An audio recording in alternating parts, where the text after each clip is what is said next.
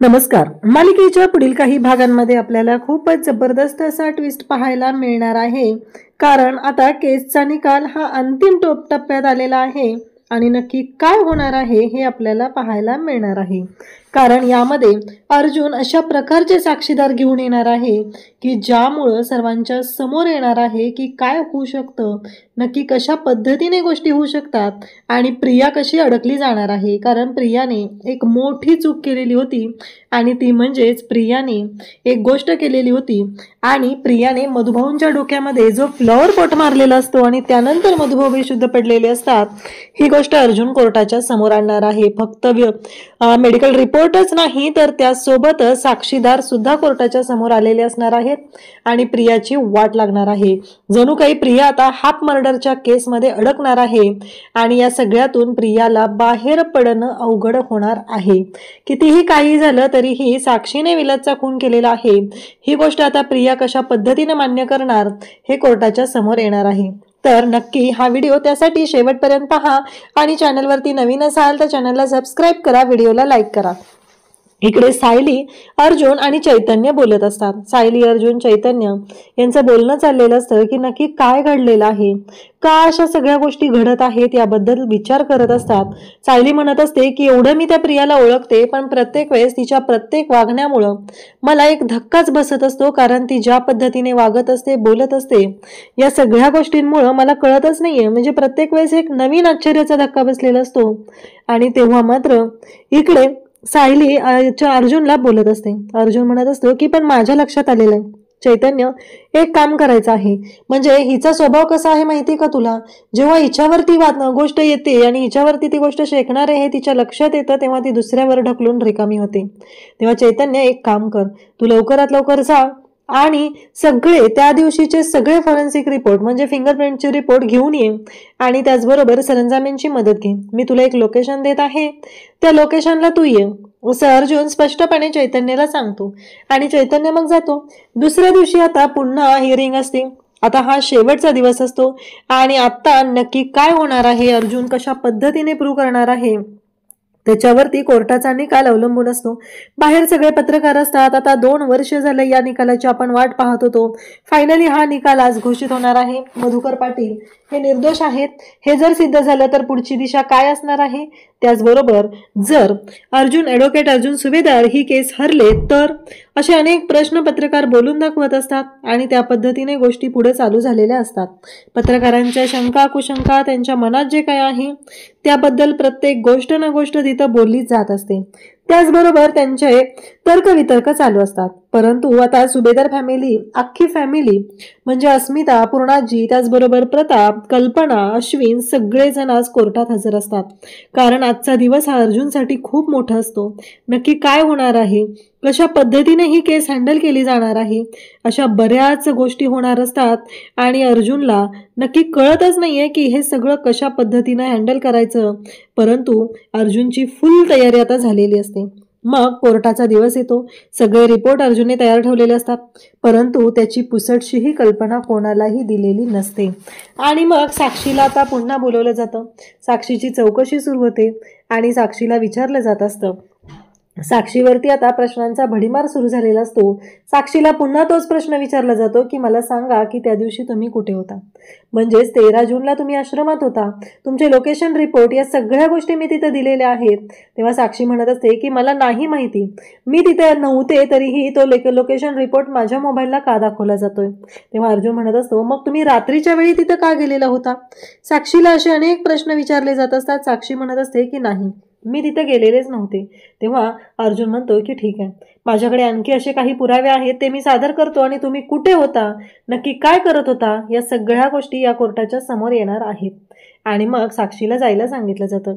त्यावेळेस अर्जुनचे हे जे स्टेटमेंट आर्ग्युमेंट आहेत ते पाहून प्रतापला मात्र अर्जुनचा खूप अभिमान वाटत असतो, अर्जुनचं कौतुक वाटत असतं. कारण अर्जुन ज्या पद्धतीने ही केस लढत आहे ते खरंच खूप अगदी नावाजल्यासारखंच असतं.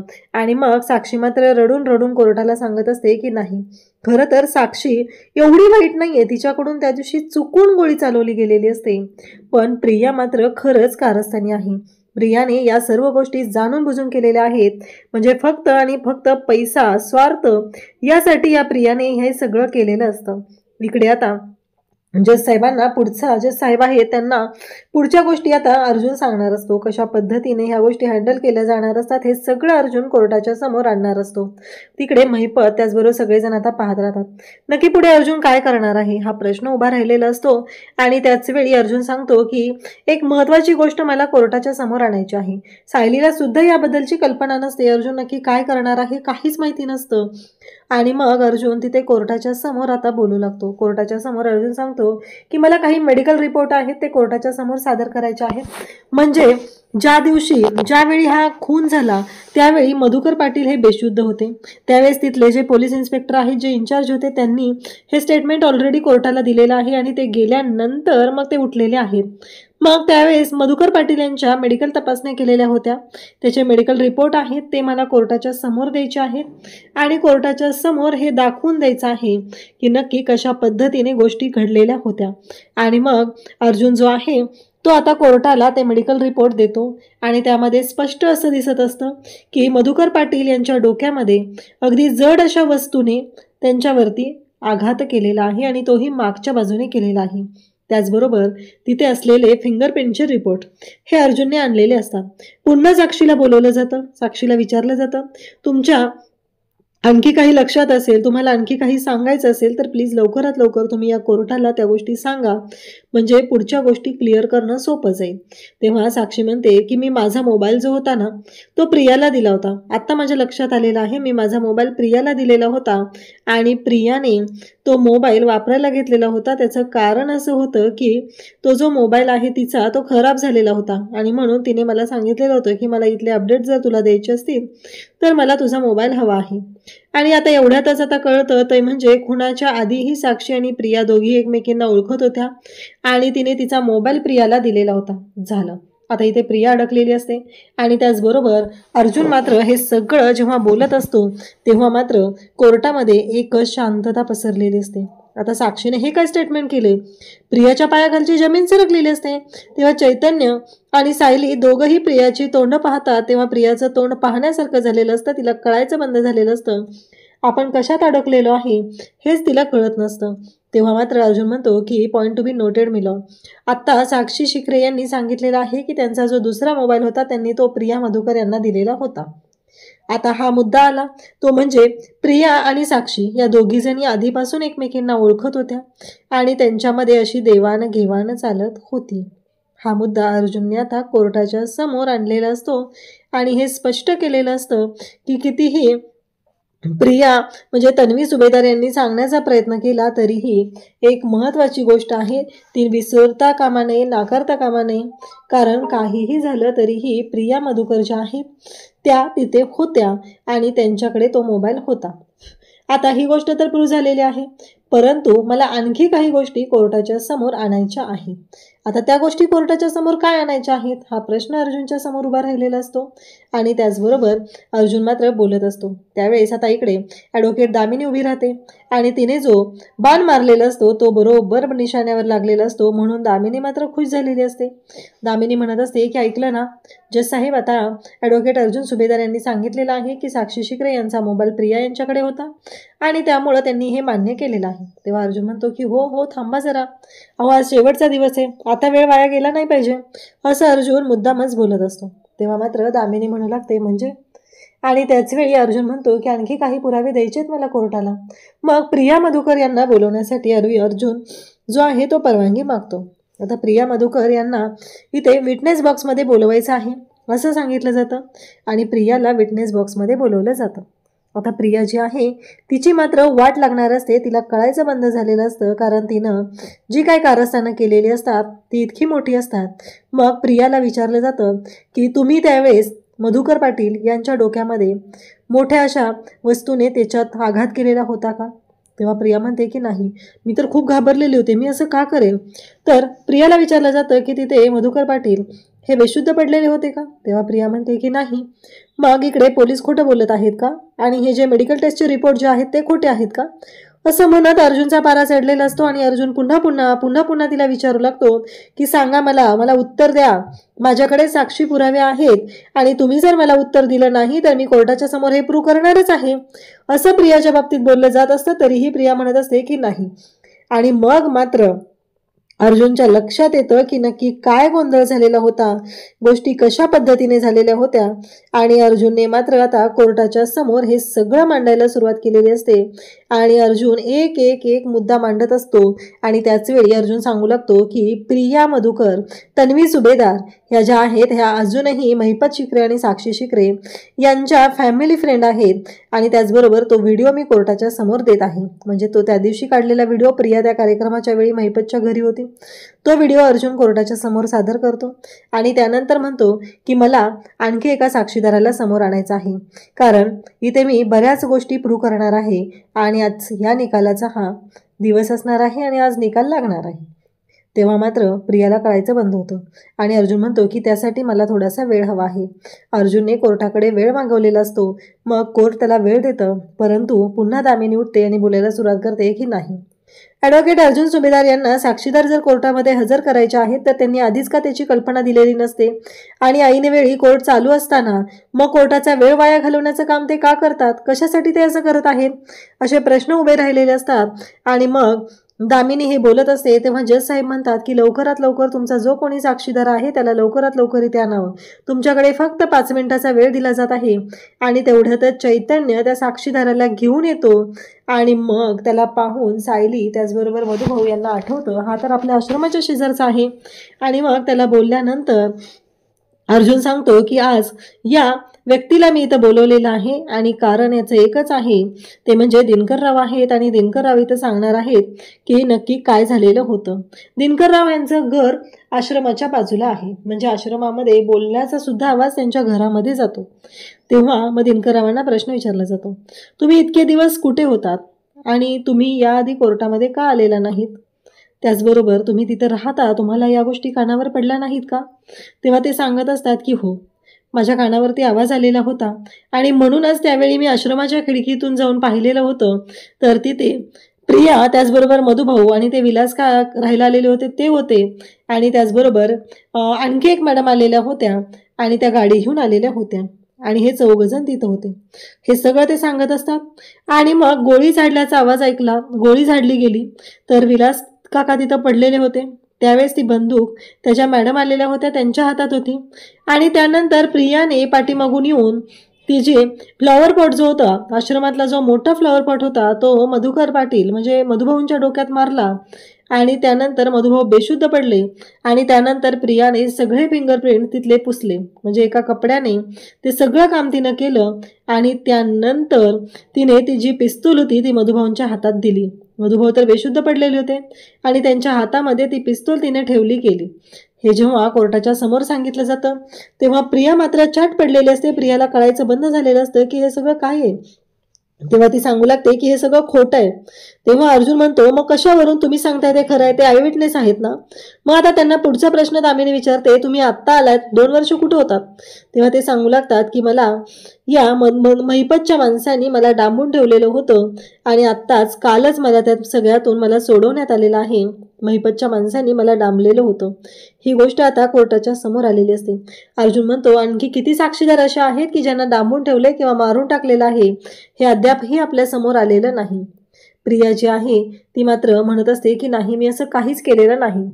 अर्जुन म्हणतो की साक्षीने खून केलेला आहे ती गोष्ट बाजूला ठेवूया. पहिली महत्त्वाची गोष्ट आहे ती म्हणजे प्रियाने मधुकर पाटील यांच्या डोक्यामध्ये अगदी जड अशा वस्तूने हल्ला केलेला आहे, त्यामुळे मधुकर पाटील हे बेशुद्ध झालेले होते. ही हाफ मर्डरची केस आहे आणि प्रिया मधुकर यांच्या विरोधात आता साक्षीदारही ते उभा आहे.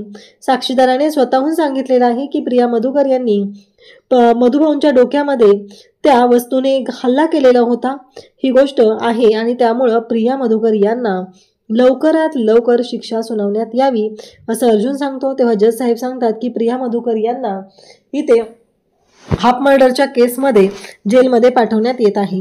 त्यानंतर आता पुढचा मुद्दा उभा राहतो तो म्हणजे की नक्की काय झालेलं होतं. आता तिथं जे आलेले असतात ते सगळं सांगत असतात की या प्रियाने काय काय केलेलं आहे आणि त्याचबरोबर त्याचा व्हिडिओसुद्धा तिथे बनवलेला असतो आणि तो व्हिडिओ कोर्टाच्या समोर सादर केला जातो. म्हणजे ही जी प्रिया आहे ती मूर्खासारखी कशी वागलेली होती, त्या क्षणी तिने कोणत्या कोणत्या गोष्टी केलेल्या होत्या, या सगळ्याचा व्हिडिओ कोर्टाच्या समोर तिथे दाखवला जातो. आणि प्रियाने ह्या सगळ्या गोष्टी स्वतःहून केलेल्या आहेत. ती पिस्तूल जी असते ती प्रियाच्या हातामध्ये असते आणि त्यानंतर तिने मधुभाऊंच्या हातामध्ये नेऊन ठेवलेली असते. हे सगळं त्या व्हिडिओमध्ये तिथं रेकॉर्ड झालेलं असतं. अर्जुन तो व्हिडिओ जो आहे तो कोर्टामध्ये सगळ्यांच्या समोर लावायला सांगतो आणि त्याचबरोबर तो व्हिडिओ सगळ्यांच्या समोर प्ले केला जातो. म्हणजे प्रियाने इतके दिवस जे कारस्थान सगळ्यांच्या पासून लपवून ठेवलेलं होतं ते कारस्थान आज सगळ्यांच्या समोर आलेलं असतं आणि प्रियाने स्वतःहून ह्या सर्व गोष्टी केलेल्या आहेत ही गोष्ट मात्र लक्षात आलेली असते. आणि प्रियाने ह्या सगळ्या गोष्टी पैशासाठी केलेल्या आहेत हे अर्जुनने आता कोर्टाच्या समोर आणलेलं असतं.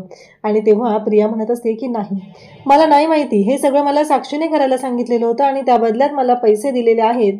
म्हणजेच अर्जुनने हे जो मुद्दा वापरलेला आहे जेव्हा स्वतःवरती येऊन शेकतं तेव्हा प्रिया नक्कीच इथे नाव घेणार हे अर्जुनला माहिती होतं आणि म्हणूनच अर्जुनने कोर्टाच्या समोर ही गोष्ट प्रूव्ह केलेली असते, कोर्टाच्या समोर आणलेलं असतं. आणि तो व्हिडिओ जो आहे तो कोर्टाच्या समोर तिथे दाखवलेला असतो आणि प्रिया सांगू लागते की नाही, तिथे खून मधुभाऊंनी नाही केलेला तर साक्षीने केलेला आहे. साक्षी, मधुभाऊ आणि विलास हे तिघही उभे होते आणि साक्षीने मधुभाऊंना गोळी मारायला बंदूक काढली आणि त्यावेळेस चुकून ती गोळी विलास काकांना लागलेली आहे. अजूनही प्रिया विलास काका हे बोलतीये. ही गोष्ट ऐकून अर्जुनला धक्का बसतो आणि मग मधुभाऊंच्या बाबतीत तू इतके दिवस का खोटं बोलत होती, का खोटी साक्ष दिलेली आहे? एका निरपराध व्यक्तीला तुझ्यामुळं 2 वर्ष तुरुंगात जावं लागलेलं आहे, एवढा मानसिक त्रास सहन करायला लागलेला आहे, या सगळ्याला कोण जबाबदार आहे असं अर्जुन विचारत असतो. तेव्हा ती म्हणत असते की मला धमकावलेलं होतं आणि ते सगळा आता गेम होतो. मग तुला एवढं धमकावलेलं होतं तर त्यांच्या घरी पूजेला त्याचबरोबर त्यांच्याबरोबर पार्ट्या करायला जाताना तुला लाज वाटत नाही?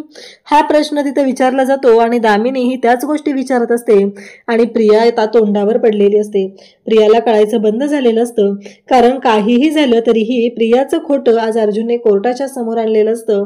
अगदी व्हिडिओने साक्षी जरी खुनी असली तरी प्रियाने सुद्धा मधुभाऊंना मारण्याचा प्रयत्न केलेला आहे ही गोष्ट अर्जुनने कोर्टाच्या समोर आणलेली असते आणि कोर्टाला सांगितलेलं असतं की आता यांचाच आय विटनेस जो आहे, कालपर्यंत दामिनी देशमुख मला म्हणत होत्या की आमच्याकडे आय विटनेस आहे, आमच्याकडे आय विटनेस आहे, आता त्यांच्याच आय विटनेसने ही गोष्ट मला सांगितलेली आहे, कोर्टाला सांगितलेली आहे की हा खून साक्षीने केलेला आहे. तर या सगळ्या बाबतीत तुमचं काय म्हणणं आहे असं कोर्टाने आता जाहीर करावं, कोर्टाने हा निकाल द्यावा असं अर्जुन कोर्टाच्या समोर सांगत आहे. आणि तेव्हा मात्र जज साहेब आता निकाल जाहीर करत असतात, कारण जज साहेबांनाही माहिती आहे की ही केस अशा पद्धतीने पुढे येईल याचा अंदाजच नव्हता. पण ॲडव्होकेट अर्जुन सुभेदार यांनी खूपच छान पद्धतीने या केसचा इथे फडशा पाडलेला आहे. ही गोष्ट मात्र अगदी खरंच नावाजण्याजोगीच आहे. मधुभाऊंनाही धक्का बसलेला असतो, सगळ्यांना धक्का बसलेला असतो, सगळं सुभेदार कुटुंब तिथं असतं. म्हणजे 2 वर्ष झालं प्रिया ही खोटं बोलत होती आणि आता प्रियानं हे सगळं जाणून बुजून केलेलं आहे. हे सगळं कोर्टाच्या समोर आलेलं असतं आणि प्रियाची मात्र आता वाट लागलेली असते. त्याचबरोबर साक्षी, मधुभाऊ या सगळ्यांना सायली, मधुभाऊ या सगळ्यांना खूप आनंद झालेला असतो. परंतु इकडे सगळ्यात मोठा धक्का बसलेला असतो तो म्हणजे इकडे साक्षीला आणि महिपतला. ज्या पद्धतीने ह्या सर्व गोष्टी अर्जुनने हँडल केलेल्या असतात, अर्जुनने ज्या पद्धतीने केस लढलेला असतो, त्यावेळेस मात्र इकडे रविराज यांनी येऊन अर्जुनचं कौतुक केलेलं असतं. कारण एवढं सगळं जरी झालेलं असलं तरीही आज प्रियाचा खोटारडेपणा हा अर्जुनने सगळ्यांच्या समोर आणलेला असतो. फायनली प्रिया किती खोटारडी आहे हे सत्य सगळ्यांच्या समोर आलेलं असतं आणि प्रियाचा मात्र बँड वाजवलेला असतो. प्रियाने कितीही खोटारडेपणा केला तरीही आज प्रियाचा हा सगळं कांड अर्जुनने समोर आणलेलं असतं. अशाच अपडेटसाठी चॅनलशी कनेक्ट राहा. थँक्यू.